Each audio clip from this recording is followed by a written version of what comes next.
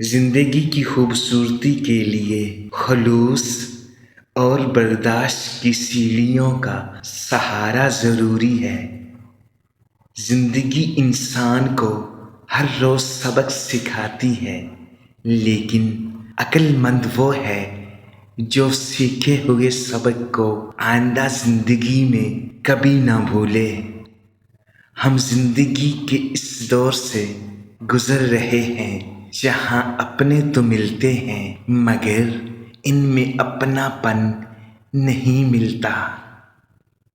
زندگی جنہیں خوشیاں نہیں دیتی انہیں تجربہ بہت دیتی ہے۔